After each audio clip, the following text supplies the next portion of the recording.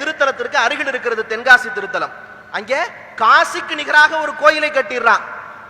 கட்டிட்டு அந்த அரசன் வெளியில வந்து அப்படியே பாக்குறான், இவ்வளவு பிரம்மாண்டமான கோயிலை கட்டிட்டமே மகிழ்ச்சி. ஆனா சடக்குன்னு அவனுக்கு ஒரு வருத்தம் வருது. என்ன, இவ்வளவு அழகான ஒரு கோயிலை கட்டிட்டோம், வருங்காலத்துல ஏதாவது ஒரு பிரச்சனை வந்தா யாரு சரி பண்ணுவா, ஒரு பழுது வந்தா யாரு சரி பண்ணுவாங்க யோசிக்கிறான். வேகமா ஓடி வந்து ராஜகோபுரத்தினுடைய வாசல்ல ஒரு கல்வெட்டை வைக்கிறான். சேலார் வயல் சூழ் தென்காசி ஆலயத்தில் வாராது ஓர் இடர்வரின் ஈந்து புறந்து ஒளிப்பார் தம்மை பாரோர் அணிய பணிந்தேன் பராக்கிரம பாண்டியனே அப்படிங்கிறான். என்ன தெரியுமா பொருள்? இந்த கோயில் செவத்திலிருந்து ஒரு கல்லு கீழே விழுந்துச்சுன்னா அந்த கல்லை எடுத்து அது இருந்த இடத்துல ஒருத்தன் வைப்பான் பாத்தியா, அவன் காலில் அன்றைக்கு நான் இன்னைக்கே காலில் விழுகிறேன்டான்னு எழுதுனான். என்றைக்கோ பிறந்து என்றைக்கோ திருப்பணி செய்ய போகிற ஒருவருடைய காலில் அன்றைக்கே விழுந்த பராக்கிரம பாண்டியனுடைய செயல் வியப்புக்குரியது இல்லையா?